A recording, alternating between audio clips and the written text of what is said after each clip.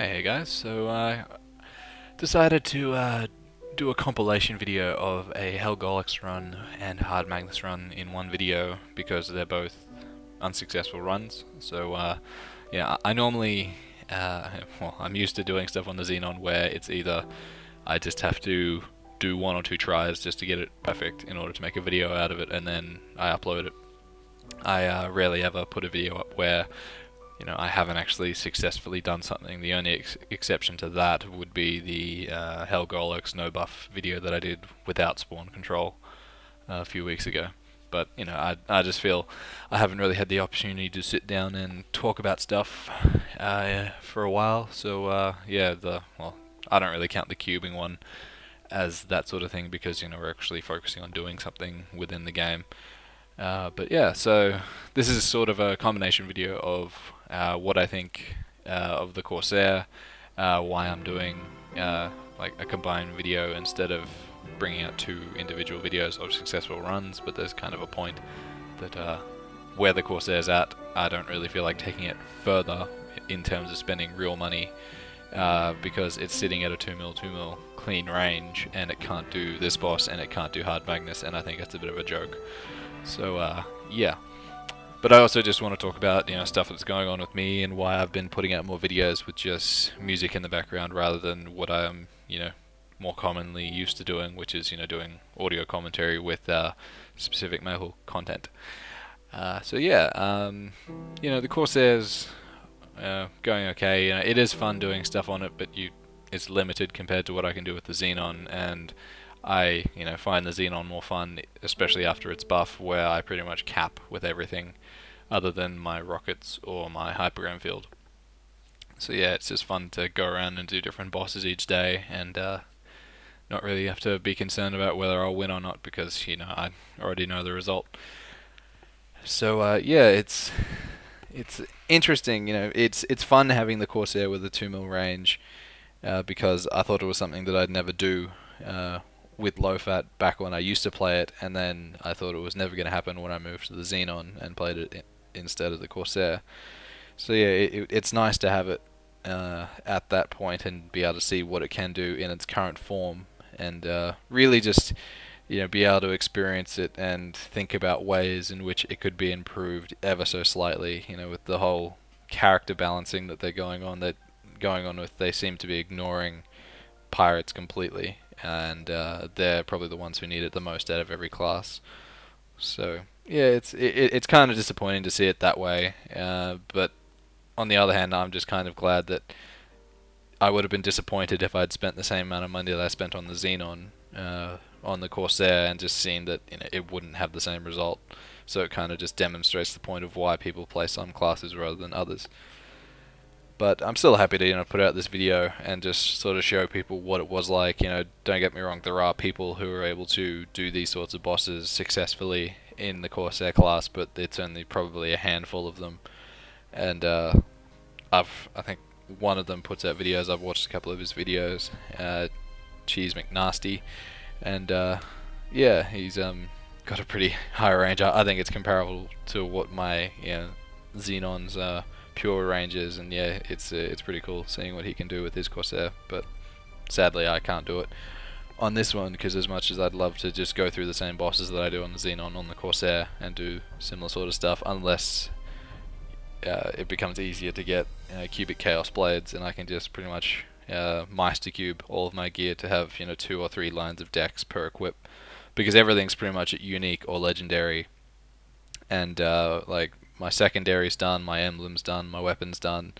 I'm slowly getting my tyrants up to, well, I'm getting one of them up to 10 stars, and the shoes are already at 12, and the belt's probably just going to stay at 7. But yeah, I'm pretty much just using the Guardian Scrolls out of the reward shop each month just to try and pass a few no booms that I got from Marvel out on it. So I've gotten the cape up to 8 stars, so just got to get 2 more passed on it, and then the range increase from just getting stars on tyrants is really good.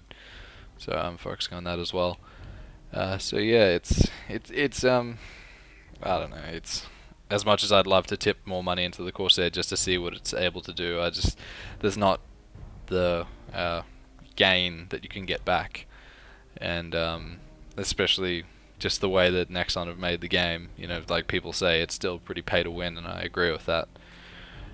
And you know, you can't really go to use other methods of, you know, gaining an X, because it gets looked on rather negatively nowadays, apparently.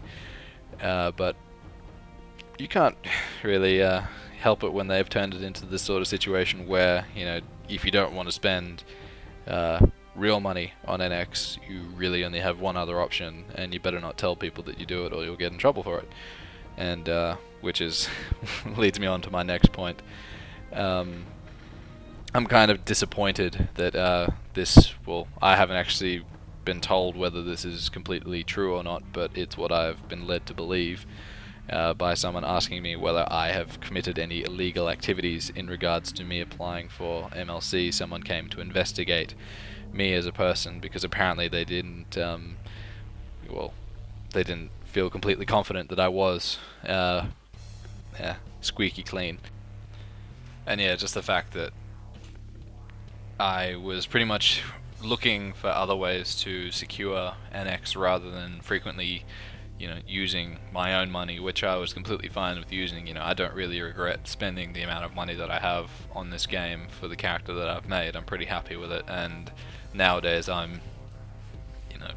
don't have to spend anything if I don't want to, and I can do whatever I want. So yeah, I just kind of look at it as I took the quick route rather than the long route in terms of funding my own character. And you know, if I bought, you know, I really couldn't tell you, you know, how much or how little I've bought of NX with in-game money. It's just something that, you know, I did occasionally because, you know, I felt self-conscious about being highly, you know, criticized for using my own money to do something in order to, you know, improve my character and give people some form of enjoyment. So it just seems kind of sad that that appears to be used against me, because that's really the only sort of source that shows that I've done that, because, you know, everyone who I've dealt with in terms of buying an X really doesn't exist anymore. So yeah, it's just kind of disappointing. But it just kind of makes me look back on, you know, what I've been doing here, and just makes me wonder, you know, is it really worth it? So but that's really just for me to decide at some point. But yeah, so as you can see, the previous Gollux run, I got halfway through the top stage, so it's not really, you know, the overall damage or, you know, what I do is, it's just that timer that really slows me down.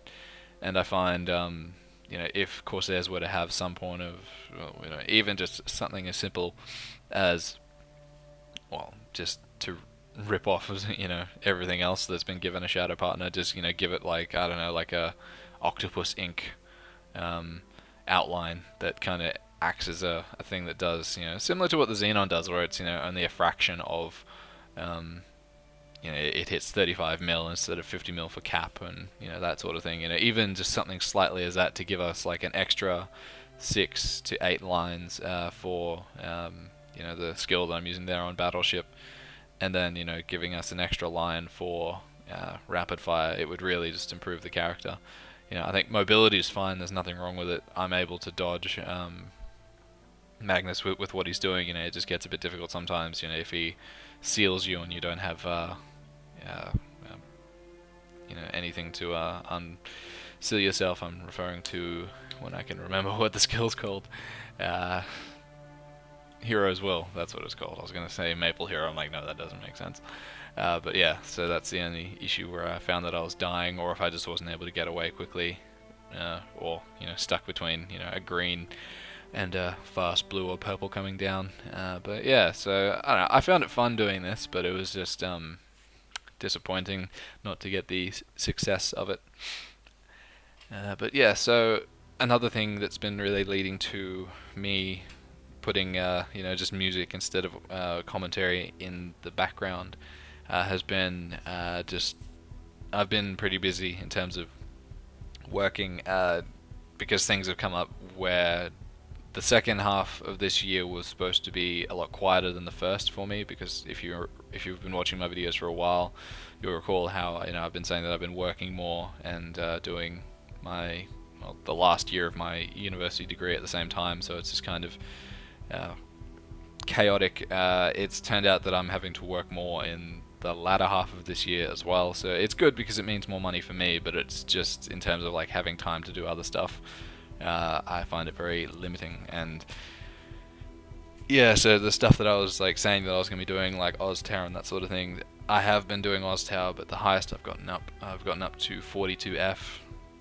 Don't look at my time though, because it's actually pretty bad, but that's just because like when I did it just before I went away for a week, and I spent about 10 minutes or so screwing around with 22F, I mean.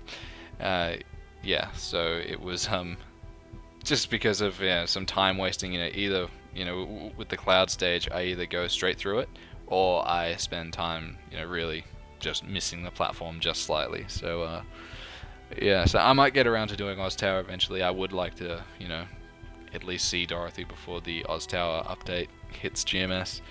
But if it's afterwards, then that's fine as well. It's not really high on my priority list, and so many people have killed it. It's just something I do for fun, but after working all day, the last thing I really feel like doing is intensely focusing on not screwing up on each stage in the tower. So just on weekends, I tend to just have 1 or 2 practice runs, and it's all about just realizing where you can save time. And yeah, it's just a slow process thing, because all I tend to do nowadays with Maple is just dailies on the Xenon and the Corsair, getting enough for 10k rep points, and then getting, I think it's like 850 NX in terms of reward points from it. But you build up, and then you just buy some cubes with it, or some Guardian Scrolls, like I was saying with the Tyrants.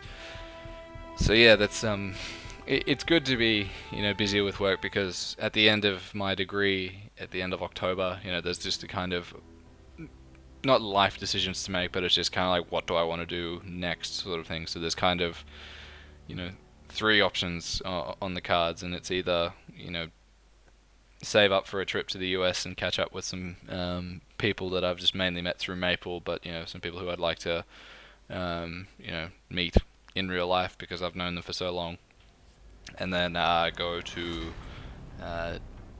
Disneyland and see someone, and just spend some time there, because there's someone there who's been working there for the past year, and just catch up with her, and then stay where I'm living right now in Melbourne. And then option 2 is finish my degree, quit my job, move up to where I used to live, where I was born, where the majority of my friends are, in real life friends I mean, and then just work up there, and move in and rent a place with 1 or 2 of them, and just see how things go up there, because it's always been one of the things I've wanted to do since I really moved down to where I live now, is to move back up there. And I've been down here where I live for about 7 years, and it's always just been something that's something that I've wanted to do, and really until I do it, I can't really say whether it'll suck or not. So yeah, it's kind of it'll be cool to do that, just a little bit of a lifestyle change. And option 3 is to do none of that and just keep rolling on with my current job. And so I'm different opinions. So each day I wake up and I'm like, yeah, I'd rather do that, and the next day I'm like, no, I'd rather do this. And I can't really do the America trip and move cities afterwards at the same time, because it requires probably the same money to do so. So it's just it's a bit of it's nice to have choices, but yeah, it's a bit of a headache sometimes. So yeah, working more helps contribute to saving. So I've got probably about 10 grand saved up at the moment, and it pretty much means I'm not spending money on anything. So not that I really do have that much of a bad spending habit, but yeah, so it's not boring, but it's just, you really just look at like what you really start to review like the stuff that you buy, and yeah, so. But I'm happy playing GTA, I'm happy playing FIFA, I'm happy playing Maple. There's not many things that I look to do that really cost a lot of money. So yeah, just not cost cutting, but just really taking lunch to work rather than buying lunch, that sort of thing. So yeah, I'm glad that I decided to put this Magnus run in 2 times speed because yeah, there's a lot of dying as you can see, but yeah, it'd be pretty brutal to put up the full 30-minute run. But yeah, I don't think lives were really an issue in terms of survivability. It does get more difficult as you lose lives, so as you go past the 30 mark in terms of death count, you know, the amount of things falling from the sky increases, and then 20, and then 10, and it just really increases intensity. And it was a really different feeling to doing stuff on the Xenon where, you know, I would rarely go past 30, I think, if I was really focusing and not screwing around with it. But yeah, so it's kind of disappointing because I actually don't do Hard Magnus since the recent update where they changed the drop rate to where you have to attack on 3 characters, because I used to just take the Corsair, my Kana that I do Oztar on, and the Xenon, and then collect coins on each of them, and then have eventually 3 Tyrant items to sell. So essentially triple the money if you buy like thief shoes or a thief belt, and sell 3 of them. You're looking at, like, if you're lucky, 15 bill. But yeah, so I think you have to do some portion of damage to the boss in order to for everyone to get drops. And I really don't see the point in doing it when Tyrant gear doesn't really even sell that much anymore. I've got a few Tyrant equips that I can sell, but I've been a bit lazy in that regard. I've still got those Tyrant Hades gloves that we got from Marvel. But yeah, I just haven't had a chance to put them up in my shop. So yeah, there's a few things going on, but just keeping busy, which it's better than sitting at home bored with nothing to do. But yeah, and been enjoying the update in GTA, the ill-gotten gains. There's a few nice cars there, and the heist double money and double EXP has been pretty good. It's good to see GTA doing more of a 2x style thing. Yeah, I think Rockstar's come to realize that you kind of have to do that in order to keep your playing population interested in playing. And it would be cool if they did something similar to what Nexon does with 2x events on weekends, even just for specific missions or something like that. But yeah, it's good money, and it's fun being able to do things with. It's really one of the things that Maple's missing. With the GTA heist, you have to have 4 people, and the majority of the time there's 4 people, like me plus 3 other people in a Skype call. We all know each other. We all played Maple together, and we're all doing that instead. And it's really fun just to have that group work, follow from one game to another. And it's kind of disappointing that the only thing that really requires group effort nowadays in Maple is Lotus. And even with Lotus, we've kind of stopped going because we killed it, and hard Lotus is virtually impossible. So yeah, we're just kind of not bothering. And then there's Maple Story 2 coming out. Eventually, it's come out in KMS, and I've seen some videos of it. It looks pretty interesting, but I'm not that big of a fan of those 3D style games because it looks a lot like Minecraft. But I'll definitely give it a go. I know Marksman Brian's been doing some videos of him playing as just of course a bowman type class. But yeah, it'd be cool just to see if well, I'll definitely go on there to save certain things like IGNs and that sort of stuff, and make sure that we're the ones who get Forsaken. Because anyone else trying to take that name, it's a pretty foolish move to try and do when we're kind of the originals with it. Because we've even got that name in GTA, so yeah, it kind of shows. But yeah, it really depends where I'm at in terms of if I do Maple Story 2 videos or not. Like I said, I'm pretty sure I'll, regardless of what I do in terms of after my university degree is done, I'll probably still be involved in Maple to some extent. I'm not sure whether it would be a large extent or not. And in terms of video capacity, it really just depends on what there is to do. And yeah, so one of the things I would like to do with the Corsair especially is make some cubing videos just with crafted cubes, because they've improved the user interface for those cubes as well. They've made it like the cash shop cubes, where it just pops up with a use another one, rather than having you open the window and place it in, which is a real time dragging thing. So you can probably go through like a stack of 10 or 11 in the space of like 2 minutes if you just like I'll go at a moderate pace.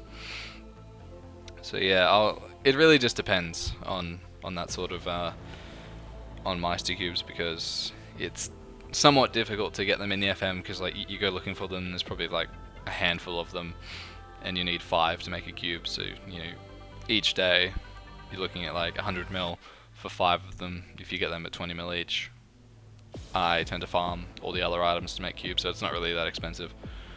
But it's just in terms of like where the money's going to come from in terms of like selling boss equips. If I can get like Tyrant gear, if I want to sell that, if I want to sell some Gollux, if I get lucky with Gollux drops, and that green stuff and all. Yeah, that was a bad move right there. But yeah, so hopefully it does come to the point where Corsairs do get a little bit of attention, because they do need it. But something as simple as a shadow partner would come in quite handy, and it'd be pretty cool to see them get that. I think their skills are perfectly fine. It might be difficult compared to other classes, like the amount of dex that you require in order to hit high. So maybe rapid fire could be increased a little bit. Maybe just even modeled on what Hurricane is now. It's quite similar to Hurricane, apart from the fact that Hurricane hits twice now, whereas ours only hits once. And yeah, so I guess we'll see what comes out of KMS. But thanks for watching this video, guys, and yeah, thanks for listening. So I'll catch you guys hopefully next time if I continue to keep doing this stuff, but it just depends how badly it comes back to bite me in the ass. But yeah, alright, see ya.